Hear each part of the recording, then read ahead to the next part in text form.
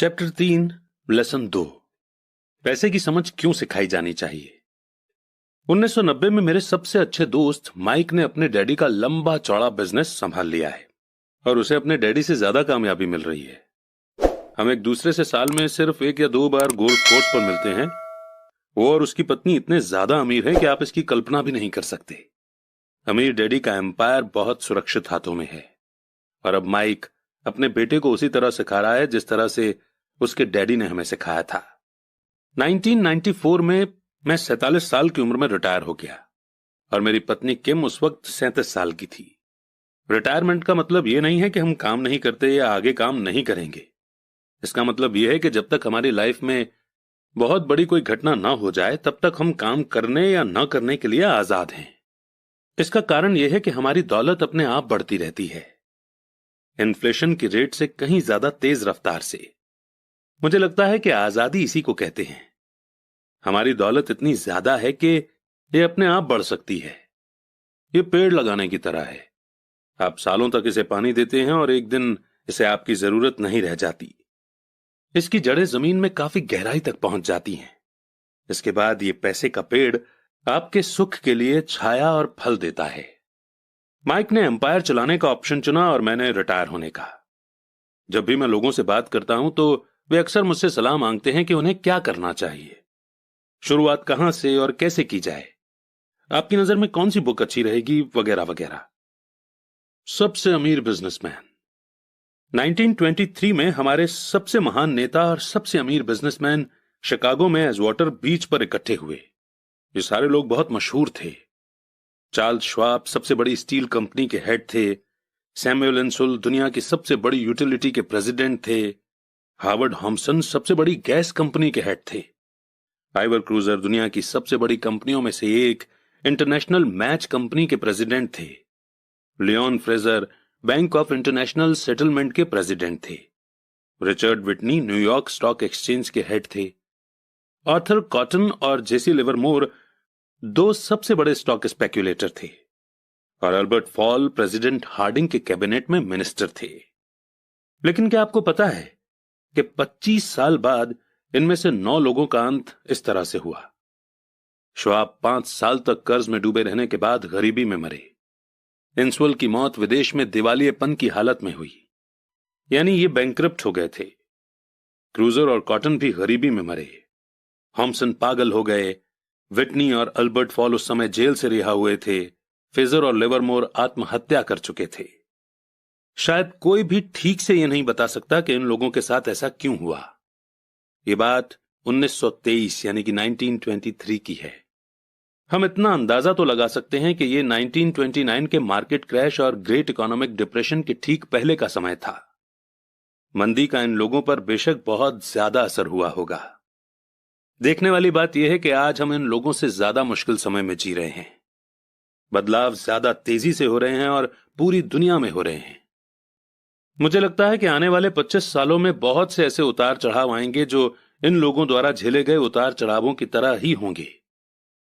मुझे यह चिंता है कि बहुत से लोग सिर्फ पैसे पर अपना ध्यान लगाए बैठे हैं और अपनी सबसे बड़ी दौलत पर ध्यान नहीं दे रहे हैं, जिसका नाम है नॉलेज। अगर लोग फ्लेक्सिबल होने, दिमाग खुला रखने और सीखने के लिए तैयार रहें तो इन बदलावों के बावजूद वे बहुत अमीर बन सकते हैं। अगर लोग ये सोचेंगे कि पैसा ही उनकी प्रॉब्लम को सुलझा सकता है तो ऐसे लोगों के लिए आने वाला समय बहुत परेशानी से भरा होगा। बुद्धि से प्रॉब्लम सॉल्व होती है और पैसा आता है। अगर आपके पास पैसे की समझ नहीं है तो पैसा चाहे आ भी जाए पर ज्यादा देर टिकेगा नहीं। ज्यादातर लोग जिंदगी भर यह समझ नहीं पाते कि असली बात यह नहीं है कि आप कितना पैसा कमाते हैं, बल्कि यह है कि आप कितना पैसा रख पाते हैं, यानी कितना पैसा सेव कर पाते हैं। आपने पक्का लॉटरी जीतने वाले उन गरीबों की कहानियां सुनी होंगी जो अचानक से अमीर बन जाते हैं पर कुछ समय बाद वे फिर से गरीब हो जाते हैं। ये लोग लाखों करोड़ों जीतते हैं, फिर भी वे लौट कर वहीं आ जाते हैं जहां से उन्होंने शुरुआत की थी। आपने उन प्रोफेशनल एथलीट्स की कहानियां भी पढ़ी होंगी जो 24 साल की उम्र में हर साल करोड़ों रुपए कमाते हैं और 34 साल की उम्र में उन्हें पुल के नीचे सोना पड़ता है, बेघर। आज ही के अखबार में एक नौजवान बास्केटबॉल प्लेयर की खबर छपी है जो 1 साल पहले करोड़ों का मालिक था। आज वो शिकायत करता फिर रहा है कि उसके दोस्तों, वकीलों और अकाउंटेंट्स ने उसके पैसे हड़प लिए और इसी वजह से आज उसे बहुत कम पैसों पर कार धोने का काम करना पड़ रहा है। वो सिर्फ 29 साल का है, लेकिन क्या आपको पता है कि उसे कार धोने के काम से भी निकाल दिया गया?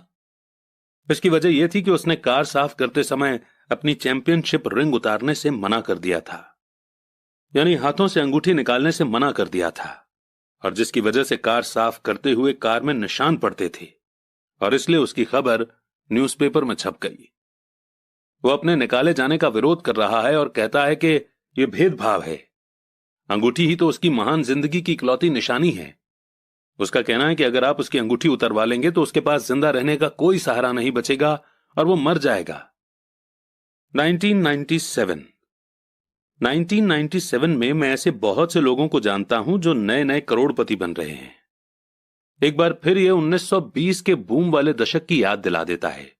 हालांकि मैं खुश हूं कि इतने ज्यादा लोग अमीर बनते जा रहे हैं, पर मैं उन्हें चेतावनी देना चाहता हूं कि लंबे समय में यह इंपॉर्टेंट नहीं है कि आपने कितना पैसा कमाया, बल्कि इंपॉर्टेंट यह है कि आपने कितना पैसा सेव किया और आपने कितनी पीढ़ियों तक उस पैसे को सेव करके रखा। तो जब लोग मुझसे पूछते हैं कि हम किस तरह शुरू करें या मुझे बताइए कि जल्दी अमीर कैसे बना जा सकता है, तो वे मेरे जवाब से बहुत निराश होते हैं। मैं उनसे सिर्फ यही कहता हूं जो मेरे अमीर डैडी ने मुझसे बचपन में कहा था, अगर तुम अमीर बनना चाहते हो तो तुम्हारे पास पैसे की समझ होनी चाहिए। जब भी मैं अमीर डैडी से मिलता था, ये थॉट, ये विचार मेरे दिमाग में हर बार भर जाता था। जैसा मैंने कहा कि मेरे पढ़े लिखे डैडी हमेशा किताबें पढ़ने के फायदे बताते रहते थे, दूसरी तरफ मेरे अमीर डैडी फाइनेंशियल नॉलेज या पैसे की समझ डेवलप करने पर भी जोर देते थे। अगर आप एक बुर्ज खलीफा जैसी ऊंची बिल्डिंग बनाने जा रहे हैं तो सबसे पहले आपको एक गहरा गड्ढा खोदना पड़ेगा और एक मजबूत नींव यानी कि फाउंडेशन डालनी होगी। अगर आप किसी टाउन में एक घर बनाने जा रहे हैं तो आपको सिर्फ एक 6 इंच कंक्रीट का स्लैब डालना होगा। ज्यादातर लोग अमीर बनने के चक्कर में 6 इंच के स्लैब पर बुर्ज खलीफा जैसी बिल्डिंग खड़ी करना चाहते हैं। हमारा स्कूल का सिस्टम उस जमाने का है जब खेती बाड़ी यानी कि एग्रीकल्चर ही इकोनॉमी का बेस थी और ज्यादातर लोग खेती बाड़ी से ही पैसे कमाते थे। आज भी ये बिना नींव के घरों में भरोसा करता है, इसीलिए स्कूल से निकलने वाले बच्चों की कोई फाइनेंशियल फाउंडेशन नहीं होती है। एक दिन जब उन्हें नींद नहीं आती और वे कर्ज में डूब जाते हैं, वो सोचते हैं कि उनकी प्रॉब्लम अमीर होकर ही सॉल्व की जा सकती है। कुल मिलाकर सच्चाई यह है कि अगर बिना फाइनेंशियल फाउंडेशन के किसी के पास पैसा आ भी जाएगा तो वो उसे जल्दी ही लूज कर देगा। एनीवे, माइक और मेरे लिए दोनों ही ऑप्शन संभव थे, क्योंकि हमारी फाइनेंशियल फाउंडेशन मजबूत थी और पैसे की समझ हमें बचपन से ही सिखाई गई थी। देखा जाए तो अकाउंटिंग शायद दुनिया का सबसे बोरिंग सब्जेक्ट है। ये बहुत उलझन भरा सब्जेक्ट भी है, पर अगर आप लंबे समय तक अमीर बने रहना चाहते हैं तो ये सबसे इंपॉर्टेंट सब्जेक्ट भी है। सवाल यह है कि आप इस बोरिंग और उलझन भरे सब्जेक्ट को अपने बच्चे को किस तरह सिखा सकते हैं। इस सवाल का जवाब है कि हम इसे आसान बना सकते हैं। अमीर डैडी ने माइक और मेरे लिए एक मजबूत फाइनेंशियल फाउंडेशन डाली थी। क्योंकि हम छोटे बच्चे थे, इसलिए उन्होंने हमें सिखाने का एक आसान तरीका निकाला। सालों तक वे सिर्फ ड्राइंग बनाते रहे और उनके साथ शब्दों का इस्तेमाल करके हमें समझाते रहे। जब माइक और मैंने उन आसान डायग्राम की मदद से इकोनॉमिक टर्म्स और पैसे के खेल को समझ लिया था, तो इसके कई सालों बाद अमीर डैडी ने नंबर को जोड़ना शुरू किया। आज माइक को जितने अकाउंटिंग एनालिसिस की जरूरत है, वो उससे भी कहीं ज्यादा मुश्किल एनालिसिस कर सकता है। उसके पास बहुत बड़ा एम्पायर है। मैं इतना ज्यादा कॉम्प्लेक्स एनालिसिस नहीं करता क्योंकि मेरा एम्पायर छोटा है, पर हम दोनों की ही फाउंडेशन आसान थी। आगे आने वाले चैप्टर में मैं आपके सामने वही आसान से ड्राइंग बनाऊंगा जो माइक के डैडी ने हमारे लिए बनाए थे। हालांकि वे आसान हैं, पर इन डायग्राम्स के सहारे उन्होंने 2 छोटे बच्चों को ठोस और गहरी फाउंडेशन पर दौलत का बड़ा महल बनाना सिखाया था। रूल नंबर 1, आपको संपत्ति यानी एसेट और दायित्व यानी लायबिलिटीज का फर्क पता होना चाहिए और हमेशा एसेट ही खरीदनी चाहिए। अगर आप अमीर बनना चाहते हैं तो आपको बस इतना ही जानने की जरूरत है। यह पहला रूल है, यही इकलौता रूल है। यह बहुत आसान लगता है, पर ज्यादातर लोगों को यह पता ही नहीं है कि यह रूल कितना इंपॉर्टेंट है। ज्यादातर लोग पैसे की प्रॉब्लम में सिर्फ इसलिए उलझे रहते हैं क्योंकि उन्हें यह पता ही नहीं होता कि एसेट और लायबिलिटी में क्या फर्क होता है। अमीर लोग एसेट इकट्ठा करते हैं, गरीब और मिडिल क्लास लोग लायबिलिटी इकट्ठा करते हैं। और मजे की बात यह है कि उन लोगों को यह लगता है कि वे एसेट ही जमा कर रहे हैं। जब अमीर डैडी ने माइक और मुझे यह बताया तो हमने सोचा कि वे मजाक कर रहे हैं। हम दो बच्चे अमीर बनने का राज जानने के लिए इतने हैरान परेशान थे, जबकि उनका जवाब इतना आसान था। ये इतना ज्यादा आसान था कि हमें इस बात पर सोचने के लिए बहुत देर तक ठहरना पड़ा। एसेट क्या होता है? माइक ने पूछा। अभी उसके बारे में चिंता मत करो, अमीर डैडी ने कहा। अभी सिर्फ इस बात को अपने दिमाग में घुस जाने दो। अगर तुम इसे आसानी से समझ सकते हो तो तुम्हारी जिंदगी का यही प्लान होगा और तुम्हें जिंदगी भर पैसे की कभी दिक्कत नहीं आएगी। यह आसान है इसलिए अनदेखा कर दिया जाता है। आपका मतलब यह है कि हमें बस इतना ही जानने की जरूरत है कि एसेट क्या है, यह जानने के बाद हम उसे हासिल कर लें और अमीर बन जाएं? मैंने पूछा। अमीर डैडी ने हामी भरी और कहा, हां, यह इतना ही आसान है। अगर ये इतना आसान है तो फिर हर आदमी अमीर क्यों नहीं बन जाता? मैंने पूछा। अमीर डैडी ने मुस्कुराकर कहा, क्योंकि वो लोग एसेट और लायबिलिटी में फर्क नहीं कर पाते। मुझे याद है मैंने पूछा था, बड़े लोग इतना मूर्ख कैसे हो सकते हैं? अगर ये इतना आसान और इतना इंपॉर्टेंट है तो हर कोई इसे जानना या खोजना क्यों नहीं चाहता? एसेट और लायबिलिटी क्या होते हैं ये समझाने में अमीर डैडी को बस कुछ ही मिनट लगे। वो बोले, बड़े लोगों को ये रूल समझाने में मुझे बहुत मुश्किल होती है। क्यों? क्योंकि बड़े लोग खुद को ज्यादा स्मार्ट मानते हैं। मैंने अक्सर देखा है कि ज्यादातर लोग आसान बातों को समझ नहीं पाते। इसका कारण यह है कि उनकी एजुकेशन अलग तरह से हुई है। उन्हें दूसरे प्रोफेशनल्स ने पढ़ाया है, जैसे bankers, accountants, real estate agents, financial planners वगैरह वगैरह। ज्यादातर बड़े लोगों के सामने मुश्किल यह होती है कि उन्हें बहुत कुछ भूलना पड़ता है और एक बार फिर से बच्चा बनना पड़ता है। बड़े लोगों को हमेशा ऐसा लगता है कि मुश्किल जवाब ही ठीक होगा। अगर उन्हें किसी चीज का आसान जवाब बताओ तो वो उसे गलत मानते हैं। अमीर डैडी किस प्रिंसिपल में यकीन करते थे? यानी कीप इट सिंपल स्टूपिड, जिसका मतलब है कि चीजें आसान ही रहने दो भाई। इसलिए वे हम दो छोटे बच्चों के लिए लेसन को आसान बनाते थे और इस तरह उन्होंने हमारी पैसे की फाउंडेशन को ज्यादा मजबूत बना दिया। तो दिक्कत या उलझन किस बात से आती है, या इतनी आसान चीज किस तरह से मुश्किल बन जाती है? कोई ऐसा एसेट क्यों खरीदता है जो असल में लायबिलिटी होती है? और इसका जवाब हमें अपनी बेसिक एजुकेशन में मिलता है। एक्चुअली हम फाइनेंशियल लिटरेसी पर ध्यान ही नहीं देते और स्कूल की नॉलेज को हमेशा सही मानते हैं। सवाल यह है कि कोई चीज एसेट है या लायबिलिटी, ये पता कैसे चलेगा? अगर आप सचमुच खुद को कंफ्यूज करना चाहें तो इन शब्दों को डिक्शनरी में देख लें। मैं जानता हूं कि वहां दी हुई डेफिनेशन किसी अकाउंटेंट को अच्छी लगती होगी, पर दिक्कत यह है कि आम आदमी उन्हें पूरी तरह से समझ नहीं पाता। फिर भी हम एडल्ट लोग ये मानते हैं कि इतने आसान शब्द हम अगर किसी से पूछेंगे तो हमारी बेइज्जती हो जाएगी, लोग हम पर हंसेंगे। छोटे बच्चों को समझाते समय अमीर डैडी ने एक बार कहा था, एसेट को शब्दों के द्वारा नहीं, नंबर के द्वारा पढ़ा जाता है। और अगर आप नंबर को नहीं पढ़ सकते तो आपको एसेट और जमीन में खुदे गड्ढे में कोई फर्क महसूस नहीं होगा। अकाउंटिंग में नंबर इंपॉर्टेंट नहीं है, इंपॉर्टेंट तो वो बात है कि वो नंबर हमें बता क्या रहा है।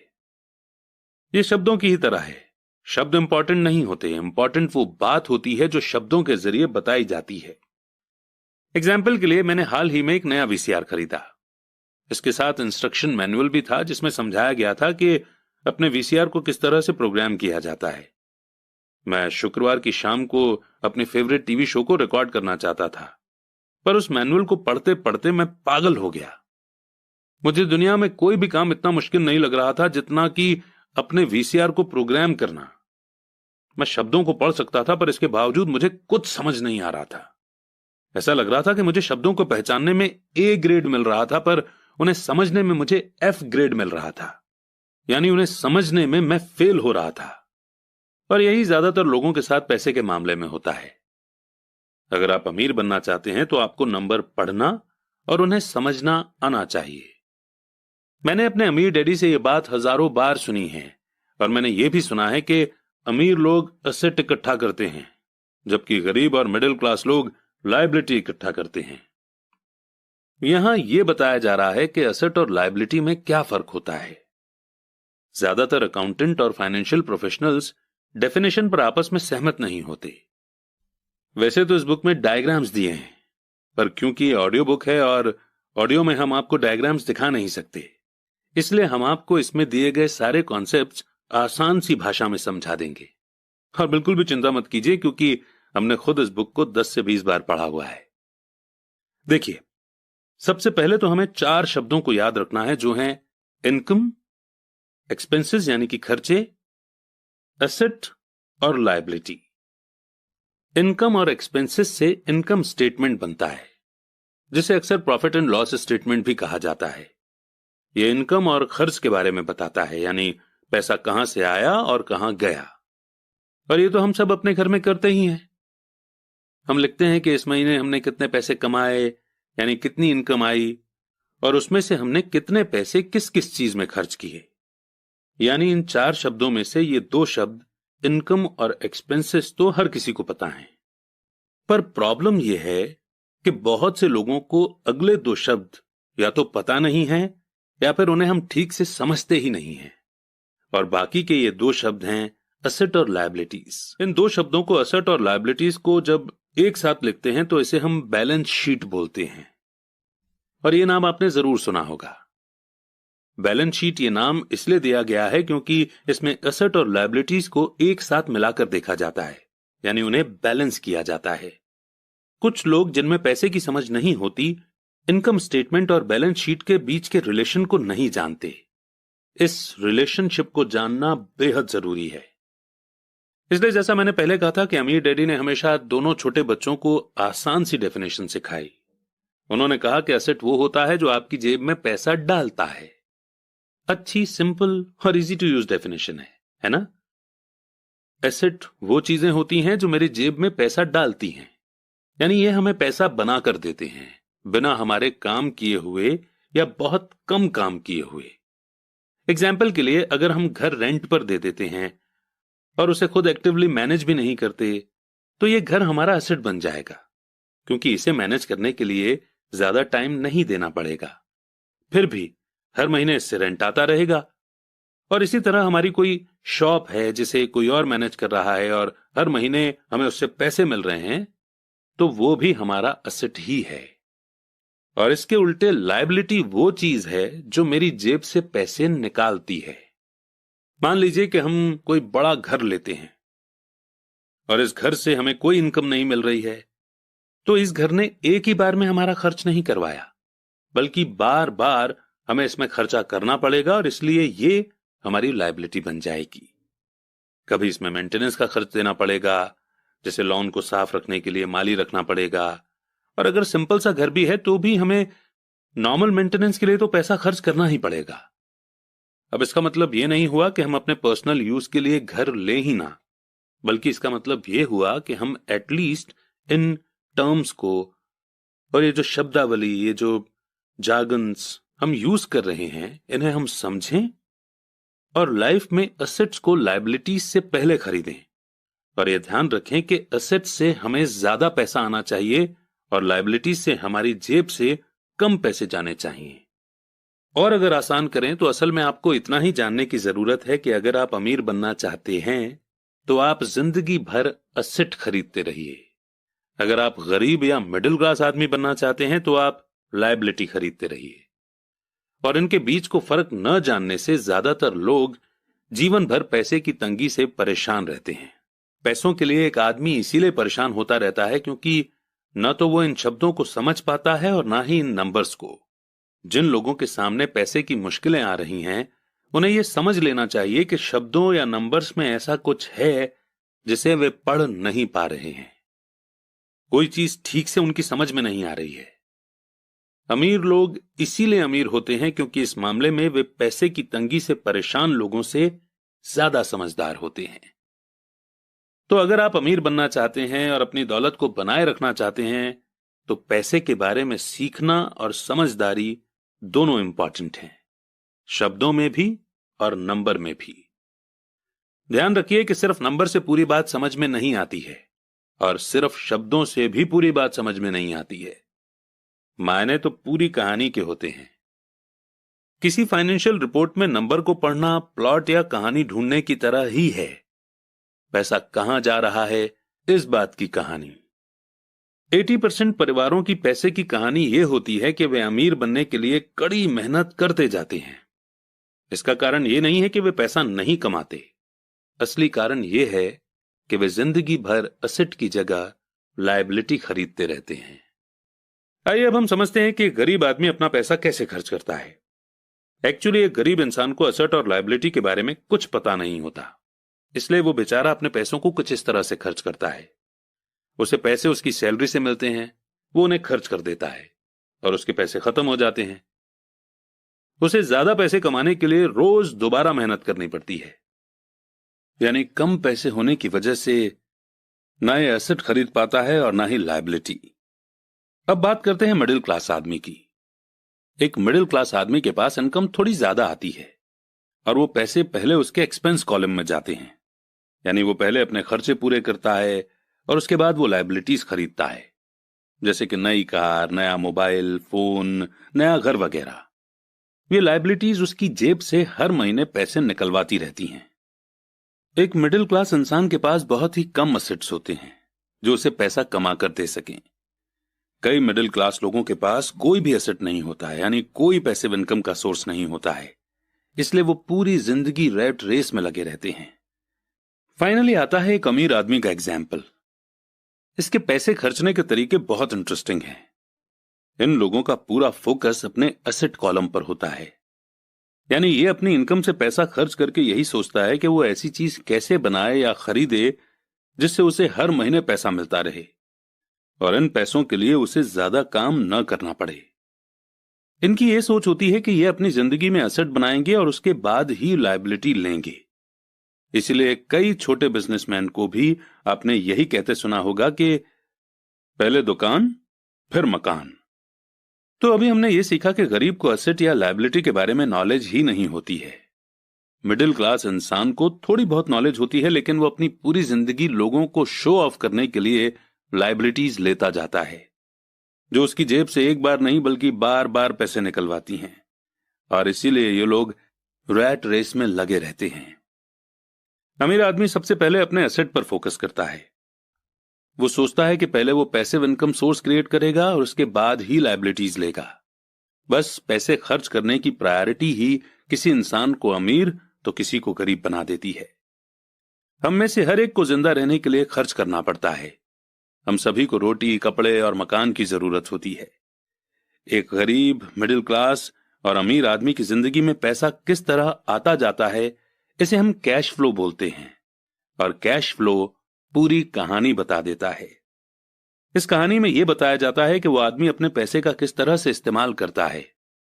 एक बार पैसा हाथ में आ जाने के बाद वो उस पैसे का क्या करता है। मैंने अपनी कहानी अमेरिका के सबसे अमीर लोगों से इसीलिए शुरू की ताकि मैं ये बता सकूं कि इतने सारे लोगों की सोच में कहां गलती होती है। गलती ये होती है कि वे ये मानते हैं कि पैसे से सारी प्रॉब्लम हल हो जाती है। इसीलिए जब लोग मुझसे फटाफट अमीर बनने के नुस्खे पूछते हैं तो मैं कांप जाता हूं, या ये पूछते हैं कि उन्हें कहां से शुरू करना चाहिए। मैं अक्सर सुनता हूं, मैं कर्ज में हूं इसलिए मुझे और ज्यादा पैसे कमाने चाहिए। पर यह देखने में आया है कि ज्यादा पैसे से प्रॉब्लम नहीं सुलझती। सच कहा जाए तो इससे प्रॉब्लम और ज्यादा बढ़ सकती है। पैसा हमारी इंसानी कमजोरियों को अक्सर ज्यादा उभार देता है। पैसा अक्सर हमारे ऐसे पहलू पर रोशनी डालता है जिसके बारे में हम अनजान रहते हैं। इसलिए अगर किसी आदमी को अचानक बहुत सी दौलत मिल जाए, जैसे जायदाद, सैलरी में भारी बढ़ोतरी या उसकी लॉटरी लग जाए, तो पैसा मिलने के कुछ समय बाद वो अपने पुराने हाल में पहुंच जाता है, और कई बार तो उससे भी बुरे हाल में। पैसा आपके दिमाग में चल रहे कैश फ्लो पैटर्न को दिखाता है। अगर ये पैटर्न ऐसा है कि अपनी पूरी कमाई खर्च करनी है, तो इस बात की बहुत संभावना है कि आपकी इनकम बढ़ेगी तो आपका खर्च अपने आप बढ़ जाएगा। इसलिए कहावत सही है कि मूर्ख और उसका पैसा जल्दी ही एक दूसरे से अलग हो जाते हैं। मैंने ये कई बार कहा है कि हम स्कूल इसलिए जाते हैं ताकि हम एकेडमिक और प्रोफेशनल काबिलियत को हासिल कर सकें। बेशक ये दोनों बहुत इंपॉर्टेंट हैं। हमारी प्रोफेशनल काबिलियत के कारण ही हम पैसा बनाना सीखते हैं। 1960 के दशक में जब मैं हाई स्कूल में था, यह माना जाता था कि अगर कोई पढ़ने लिखने में अच्छा है तो वो होनहार स्टूडेंट आगे जाकर डॉक्टर बनेगा।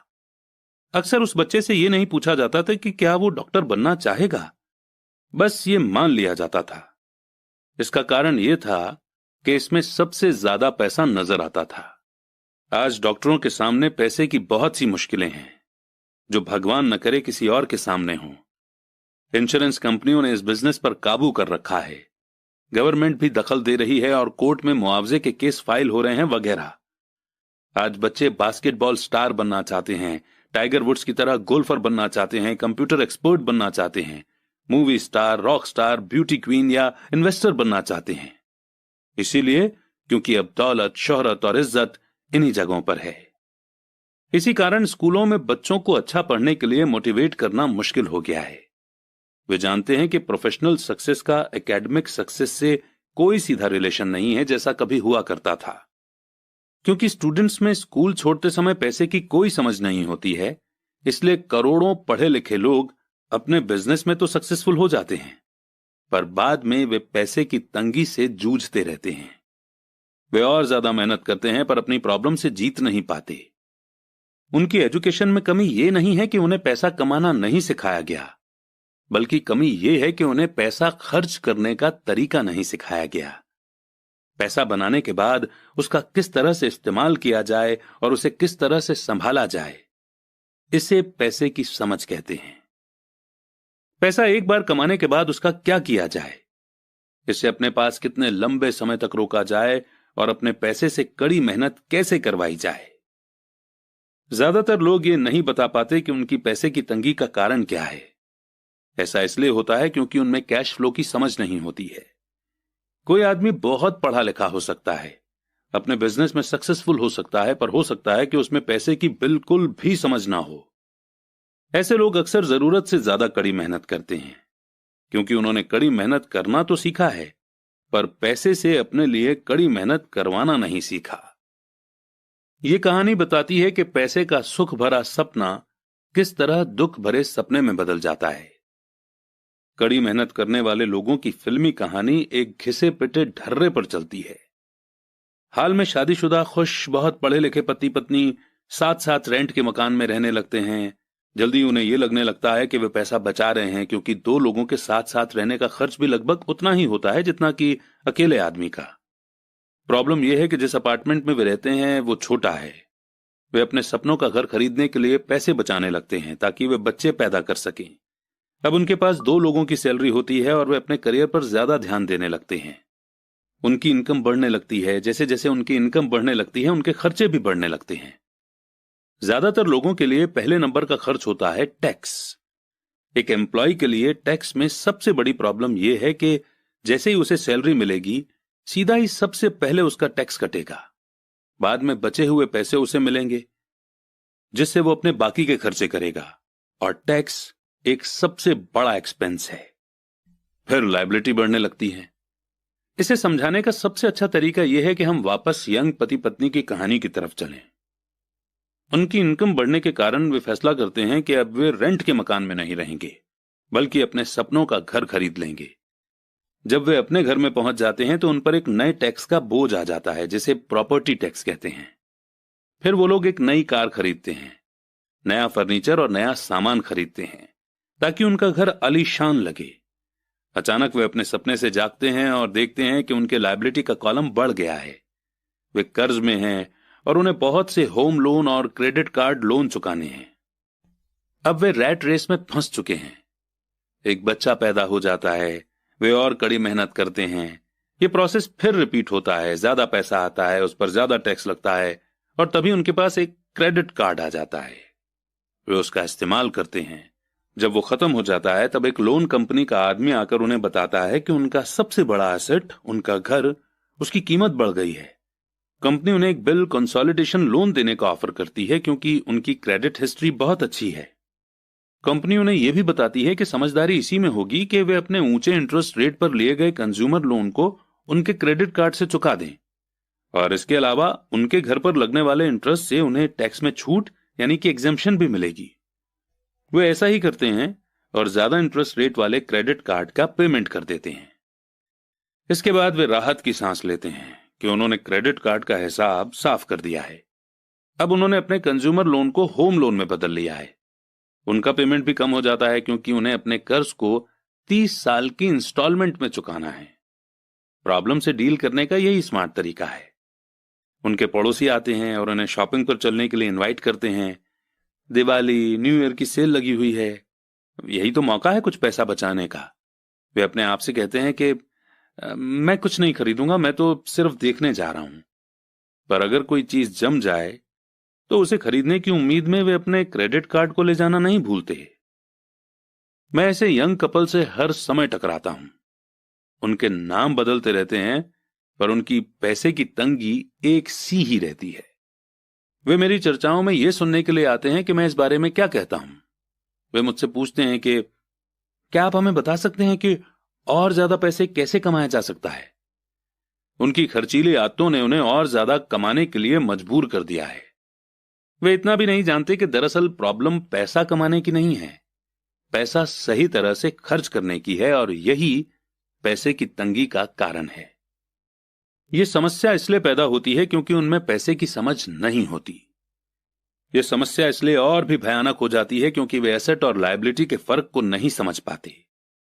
मेरा मानना है कि ज्यादा पैसे से शायद ही कभी किसी की पैसे की प्रॉब्लम सुलझती है। समस्याएं समझदारी से सुलझती हैं। मेरा एक दोस्त बार बार कर्ज में फंसे लोगों को यही सलाह देता है। वो कहता है, अगर आपको लगता है कि आपने अपने आप को किसी गड्ढे में फंसा लिया है तो सबसे पहले तो उस गड्ढे को और खोदना बंद कर दो। बहुत बार अपनी अंदरूनी समझदारी पर भरोसा करने के बजाय लोग भीड़ के साथ साथ चलने लगते हैं। वे कोई काम इसलिए करते हैं क्योंकि सभी लोग ऐसा कर रहे हैं। वे सवाल पूछने के बजाय कॉपी करने लगते हैं। अक्सर वे नासमझी के कारण वही दोहराते जाते हैं जो उन्हें सिखाया गया है। इस तरह के थॉट कि आपका घर आपकी सबसे बड़ी पूंजी है, आपका घर आपका सबसे बड़ा इन्वेस्टमेंट है। अगर आप ज्यादा कर्ज लेते हैं तो आपको टैक्स में ज्यादा एग्जेम्पशन मिलेगी। सेफ जॉब खोजो, गलतियां मत करो, रिस्क मत उठाओ, वगैरह वगैरह। ऐसा भी कहा जाता है कि ज्यादातर लोगों के लिए मौत से भी डरावनी चीज होती है भीड़ के सामने बोलने का डर। साइकोलॉजिस्ट कहते हैं कि ज्यादातर लोग पब्लिक प्लेटफॉर्म पर बोलने से इसलिए डरते हैं क्योंकि उन्हें यह डर होता है कि उनकी बुराई होगी, लोग उनकी हंसी उड़ाएंगे, वे अकेले रह जाएंगे, सबसे कट जाएंगे और बिरादरी से अलग थलग कर दिए जाएंगे। सबसे अलग होने का डर या अकेले रह जाने का डर ही वो सबसे बड़ा कारण है जिसकी वजह से ज्यादातर लोग अपनी प्रॉब्लम हल करने के लिए नए तरीके नहीं ढूंढते। इसलिए मेरे पढ़े लिखे डैडी कहा करते थे कि जापानी लोग दर्पण की ताकत को सबसे ज्यादा अहमियत देते थे, क्योंकि जब इंसान दर्पण में खुद को देखता है तभी उसे सच्चाई का पता चलता है। और ज्यादातर लोग खतरे मत उठाओ इसलिए कहते हैं क्योंकि वे खुद डरे हुए होते हैं। ये किसी भी चीज के बारे में कहा जा सकता है, जैसे गेम में, रिलेशनशिप में, करियर में, पैसों का डर, समाज से कट जाने का डर, और इन्हीं कारणों से लोग लीक पर चलते रहते हैं और समाज की एक्सेप्टेड बिलीफ या पॉपुलर ट्रेंड के खिलाफ नहीं जाते। आपका घर एक असेट है, कड़ी मेहनत करो। प्रमोशन का सवाल है, एक दिन मैं वाइस प्रेसिडेंट बन जाऊंगा। पैसे बचाओ, जब मेरी सैलरी बढ़ेगी तो मैं एक बड़ा घर खरीद लूंगा। म्यूचुअल फंड सेफ हैं। भीड़ के साथ चलने और पड़ोसियों के ऐशो आराम की कॉपी करने के कारण पैसे की बहुत सी प्रॉब्लम पैदा होती है। कई बार हम सभी को दर्पण में देखने की जरूरत होती है और हमें अपने डर के बजाय अपनी अंदरूनी समझदारी से सोचना चाहिए। जब माइक और मैं 16 साल के हुए तो हमें स्कूल में प्रॉब्लम आने लगी थी। हम बुरे बच्चे नहीं थे, हम सिर्फ अपने आप को भीड़ से अलग कर रहे थे। स्कूल के बाद और शनिवार रविवार को हम माइक के डैडी के लिए काम करते थे। माइक और मैं अक्सर घंटों तक उसके डैडी के साथ बैठे रहते थे। जब वे अपने बैंकर्स, वकीलों, अकाउंटेंट, ब्रोकर, इन्वेस्टर्स, मैनेजर्स और एम्प्लॉयज के साथ डिस्कशन करते थे।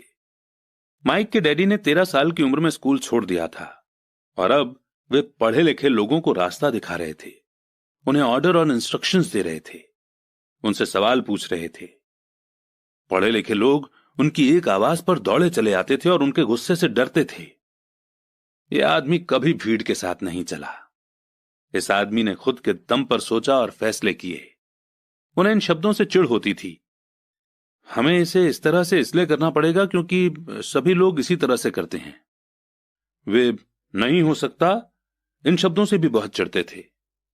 अगर आप उनसे कोई काम करवाना चाहते थे तो आपको बस इतना ही कहना था, मुझे लगता है कि आप इसे नहीं कर सकते। माइक और मैं उनके साथ रहकर जितना सीखे उतना हमने स्कूल के बिताए सालों में कभी नहीं सीखा, कॉलेज में भी नहीं। माइक के डैडी के पास स्कूल की एजुकेशन तो नहीं थी, पर उनके पास पैसे की नॉलेज थी और इसी कारण वे सक्सेसफुल भी थे। वे हमें बार बार बताया करते थे कि एक समझदार आदमी अपने से ज्यादा समझदार लोगों को जॉब पर रख सकता है। इसीलिए माइक और मुझे समझदार लोगों की बातें सुनने और उनसे सीखने का फायदा मिला। पर इसके कारण माइक और मैं दोनों ही उस सोशल बिलीफ के साथ नहीं चल पाए जो हमारे टीचर हमें सिखाते थे, और इस वजह से कई प्रॉब्लम्स पैदा हो गईं। जब कोई टीचर कहता था कि अगर तुम्हें अच्छे नंबर नहीं मिलते हैं तो तुम दुनिया में कुछ नहीं कर सकते, तो माइक और मैं अपनी भवें चढ़ा लेते थे। जब हमें घिसे पेटे ढर्रे पर चलने को कहा जाता था और रूल्स को फॉलो करना सिखाया जाता था तो हमें यह लगता था कि स्कूल की एजुकेशन दरअसल क्रिएटिविटी का गला घोंट देती है। हम अमीर डैडी की यह बात समझने लगे थे कि स्कूलों को इसलिए बनाया गया है ताकि वहां अच्छे एम्प्लॉय तैयार हो सके, न कि अच्छे मालिक। कभी कभार माइक या मैं टीचर से पूछते थे कि हम जो पढ़ रहे हैं वो असल जिंदगी में कितना काम आएगा, या हमें पैसों के बारे में क्यों नहीं पढ़ाया जाता है। दूसरे सवाल का अक्सर जवाब मिलता था कि पैसा इंपॉर्टेंट नहीं है और अगर हम अच्छी पढ़ाई करेंगे तो पैसा अपने आप मिलने लगेगा। हम पैसे की ताकत के बारे में जितना ज्यादा जानते जाते थे, अपने टीचर्स और साथ पढ़ने वाले बच्चों से उतना ही दूर होते जाते थे। मेरे पढ़े लिखे डैडी ने कभी मुझ पर अच्छे नंबरों के लिए दबाव नहीं डाला। मुझे इस बात पर हैरत होती है कि उन्होंने ऐसा क्यों नहीं किया। पर हम लोगों में पैसे को लेकर अक्सर बहस होने लगी थी। जब मैं 16 साल का हुआ तो मेरी पैसे की बुनियाद मेरी मम्मी डैडी से अच्छी हो चुकी थी। मैं हिसाब किताब रख सकता था। मैं tax accountants, corporate attorney, bankers, real estate brokers, investors वगैरह की बातें सुनता था। मेरे डैडी टीचर्स से बातें करते थे। एक दिन मेरे डैडी मुझे बता रहे थे कि हमारा घर हमारे लिए सबसे बड़ा इन्वेस्टमेंट क्यों है। इस बात को लेकर हम लोगों में बहस हो गई जब मैंने उन्हें यह बताया कि घर हमारे लिए एक अच्छा इन्वेस्टमेंट क्यों नहीं है। अपने अपने घरों को लेकर मेरे अमीर डैडी और मेरे गरीब डैडी के विचारों में कितना फर्क था। एक डैडी के हिसाब से उनका घर एक असेट था, जबकि दूसरे डैडी के हिसाब से ये एक लायबिलिटी थी। घर के साथ साथ उससे जुड़े कुछ दूसरे खर्च भी बढ़ जाते हैं, यानी अदर एक्सपेंसेस। एक ज्यादा बड़े घर का मतलब था और ज्यादा खर्चा। इसका मतलब था कि कैश फ्लो खर्च के कॉलम से होकर गुजरता रहता था। आज भी लोग मुझसे इस बात पर बहस करते हैं कि उनका घर असेट क्यों नहीं होता। मैं जानता हूं कि बहुत से लोगों के लिए खुद का घर उनका सबसे बड़ा सपना होता है और इसीलिए वे इसे अपना सबसे बड़ा इन्वेस्टमेंट मानते हैं। अपने घर के मालिक होने से ज्यादा अच्छा कुछ भी नहीं है। मैं इस पॉपुलर बिलीफ को देखने का एक और नजरिया दिखाना चाहता हूं। अगर मैं और मेरी पत्नी एक ज्यादा बड़ा और आलीशान मकान खरीदने के बारे में सोचते हैं तो हम जानते हैं कि यह एक असेट नहीं होगा बल्कि एक लायबिलिटी होगी, क्योंकि इससे हमारी जेब से पैसा निकल जाएगा। तो ये रहा मेरा तर्क। हालांकि ज्यादातर लोग मुझसे सहमत नहीं होंगे क्योंकि घर एक इमोशनल चीज होती है और जब पैसे का सवाल आता है तो भावनाएं पैसे की समझ को हरा देती हैं। मुझे पर्सनल एक्सपीरियंस से पता है कि पैसा हर फैसले को इमोशनल बना देता है। एक, जब घर की बात आती है तो मैं ये बताना चाहता हूं कि ज्यादातर लोग उस घर की कीमत चुकाने के लिए जिंदगी भर काम करते हैं जिसके वे कभी पूरी तरह से मालिक नहीं होते। दूसरे शब्दों में ज्यादातर लोग एक घर खरीदने के कुछ सालों बाद दूसरा घर खरीदते हैं और हर बार पहले मकान के लिए जो वो कर्ज लेते हैं उस पर उनके पास हर बार फिर से 30 साल का नया कर्ज हो जाता है। 2, हालांकि लोगों को होम लोन की पेमेंट पर इंटरेस्ट के लिए टैक्स में छूट मिलती है, पर वे अपने अदर एक्सपेंसेस के लिए टैक्स के बाद मिलने वाले रुपए का इस्तेमाल लायबिलिटीज लेने में ही करते हैं, अपनी मॉर्टगेज पूरी तरह चुकाने के बाद भी। 3, प्रॉपर्टी टैक्स। मेरी पत्नी के मम्मी डैडी को धक्का लगा जब उनके घर का प्रॉपर्टी टैक्स हर महीने 10,000 रुपए तक पहुंच गया।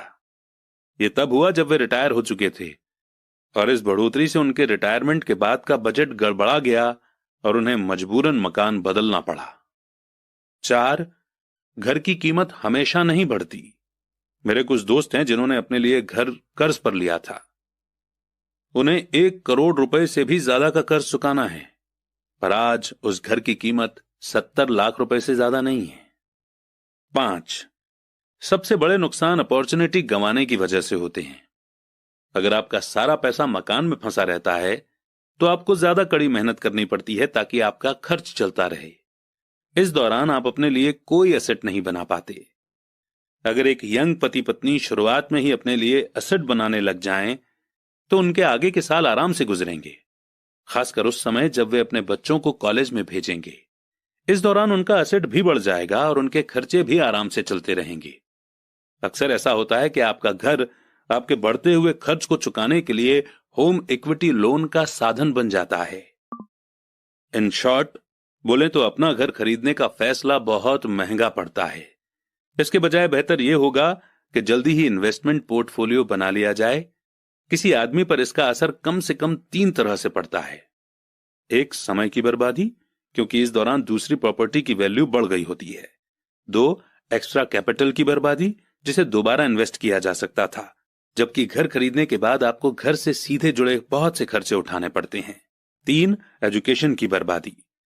अक्सर ऐसा होता है कि लोग ये मानते हैं कि उनके एसेट में उनका घर, सेविंग्स और रिटायरमेंट प्लान आते हैं। क्योंकि उनके पास इन्वेस्ट करने के लिए पैसा नहीं होता, इसलिए वे बिल्कुल भी इन्वेस्टमेंट नहीं करते। इस कारण उन्हें इन्वेस्टमेंट का एक्सपीरियंस कभी नहीं मिल पाता। ज्यादातर लोग एक समझदार इन्वेस्टर नहीं बन पाते और सबसे बढ़िया इन्वेस्टमेंट आमतौर पर सबसे पहले समझदार इन्वेस्टर्स को बेचे जाते हैं, जो बाद में उन्हें सेफ खेलने वाले लोगों को बेचते हैं। मेरे पढ़े लिखे डैडी का फाइनेंशियल स्टेटमेंट रैट रेस में फंसे इंसान का सबसे अच्छा एग्जाम्पल है। उनके खर्च हमेशा उनकी इनकम से ज्यादा होते थे, इसलिए उन्हें प्रॉपर्टी में इन्वेस्ट करने का मौका ही नहीं मिलता था। इसका नतीजा यह होता था कि उनकी लायबिलिटी जैसे होम लोन और क्रेडिट कार्ड के कर्ज उनकी जेब से हर महीने इतना पैसा निकाल लेते थे जितना कि उनके एसेट उनके लिए कभी भी नहीं कमा पाते थे। दूसरी तरफ मेरे अमीर डैडी का फाइनेंशियल स्टेटमेंट यह दिखाता है कि वे जी जान लगाकर इन्वेस्टमेंट कर रहे थे और उन्होंने अपनी लायबिलिटीज को कम से कम रखा था।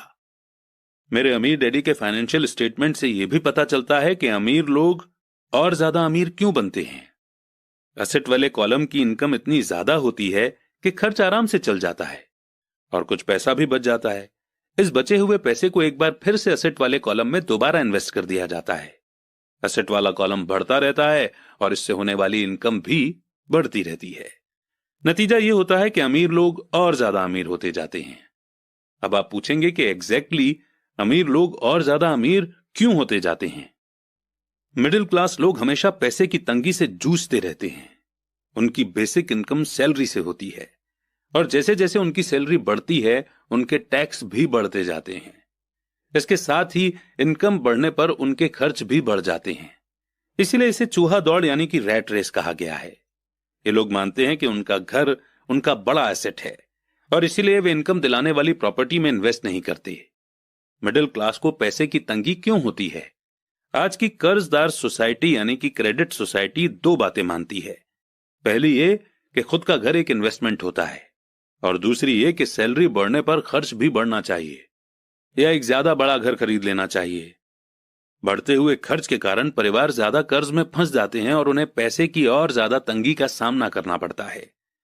हालांकि वे अपनी जॉब में लगातार तरक्की कर रहे हैं और उनकी सैलरी लगातार बढ़ती जा रही है।